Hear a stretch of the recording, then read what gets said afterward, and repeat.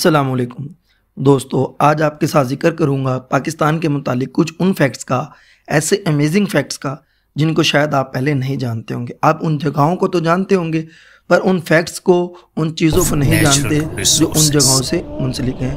The Islamic Republic of Pakistan.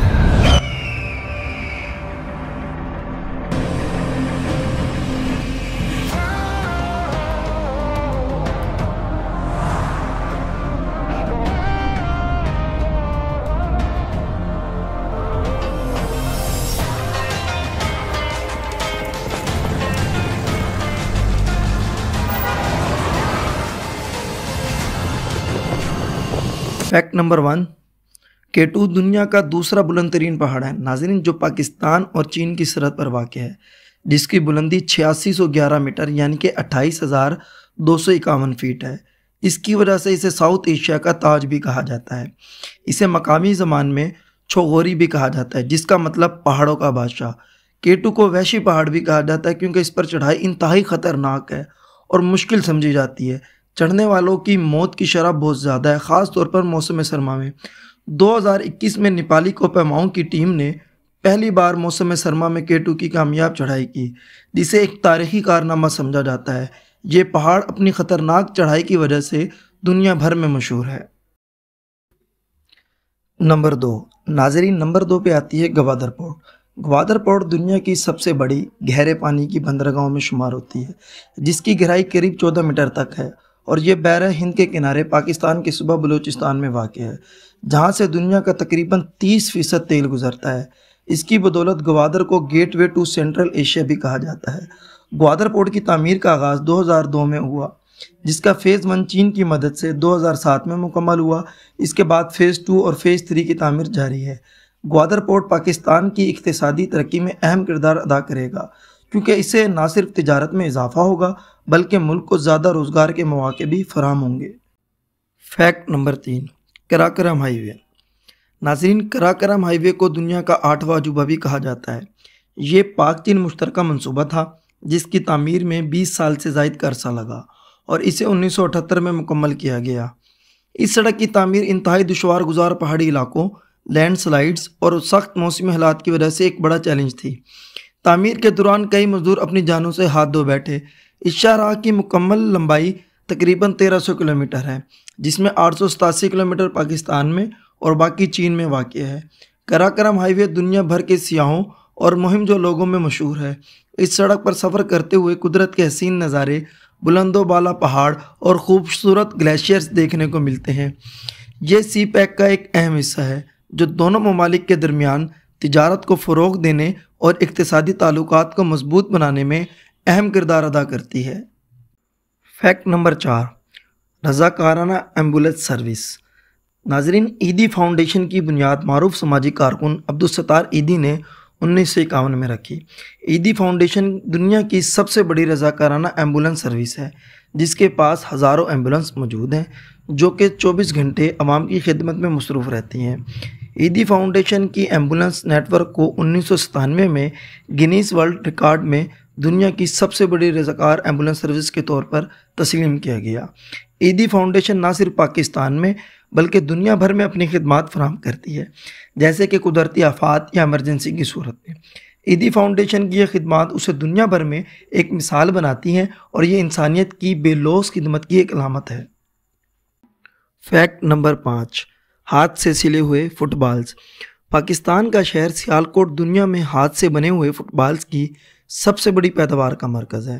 ناظرین، سیالکوٹ دنیا کی تقریباً 70% فٹ بال کی مانگ کو پورا کرتا ہے۔ ہر سال لاکھوں فٹ بال یہاں سے مختلف ممالک میں بھیجے جاتے ہیں۔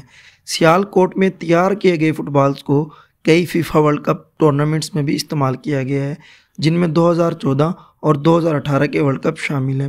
پاکستان کی یہ صنعت ملک کے لیے نہ صرف فخر کی بات ہے بلکہ معیشت کا ایک اہم حصہ بھی ہے، جو لاکھوں لوگوں کے روزگار کا ذریعہ ہے۔ فیکٹ نمبر 6، آبپاشی کا نظام۔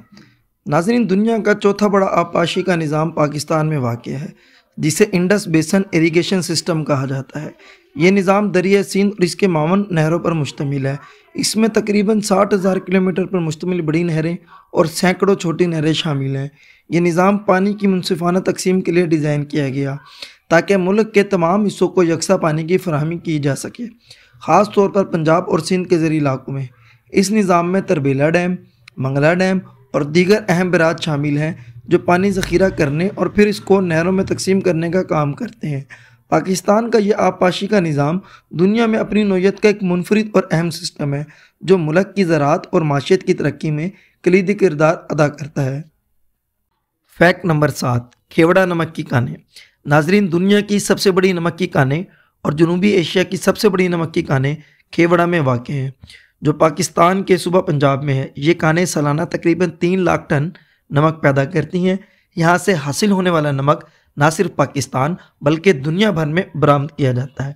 کھیوڑا کی کانوں کی کل لمبائی تقریباً 40 کلومیٹر ہے اور یہ 19 سطحوں پر مشتمل ہے۔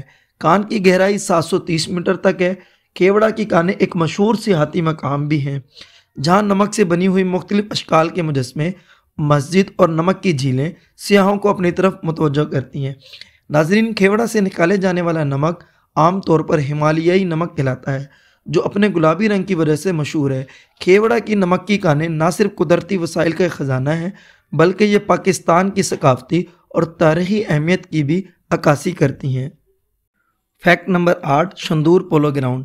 ناظرین، دنیا کا سب سے اونچا پولو گراؤنڈ شندور جو کہ پاکستان کے صوبہ پر خیبر پختونخوا میں واقع ہے۔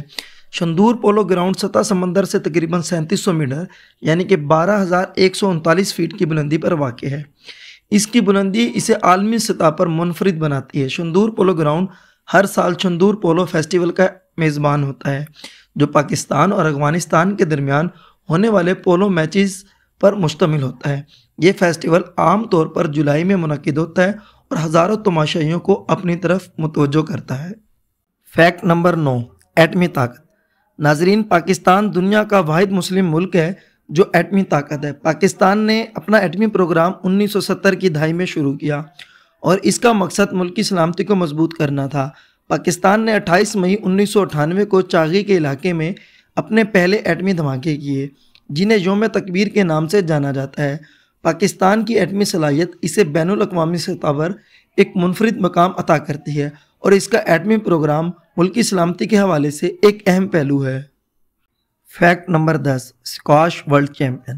ناظرین، جہانگیر خان پاکستان کے عالمی شہرت یافتہ اسکواش کھلاڑی ہیں جنہوں نے 1981 سے 1986 تک شکست نہیں کھائی اور اس دوران انہوں نے 555 مسلسل میچ جیتے جو کسی بھی کھیل کے اعلیٰ سطح کے پروفیشنل کھیل میں سب سے لمبی جیت کی ایک لڑی ہے۔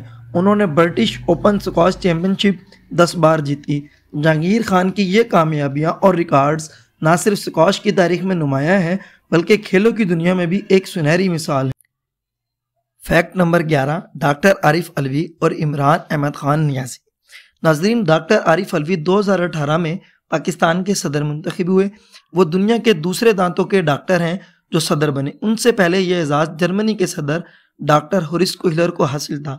ڈاکٹر علوی نے اپنی ابتدائی تعلیم دانتوں کے ڈاکٹر کی حیثیت سے حاصل کی اور پاکستان میں اپنے شعبے میں اہم کردار ادا کیا۔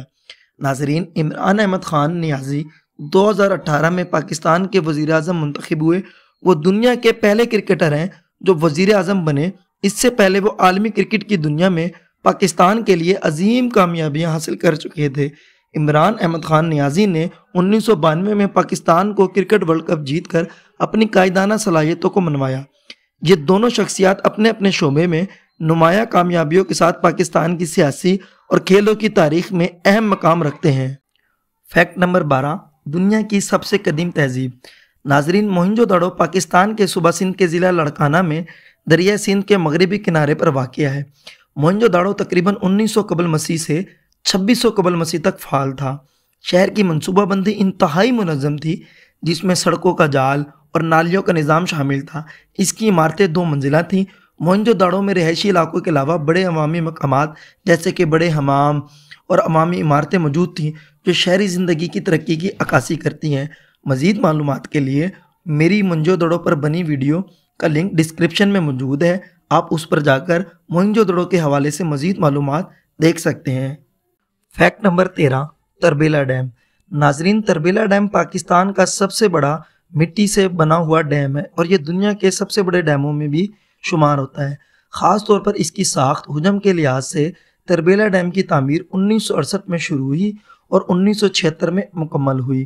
یہ تعمیراتی منصوبہ پاکستان کی تاریخ کے بڑے بنیادی ڈھانچوں میں سے ایک ہے۔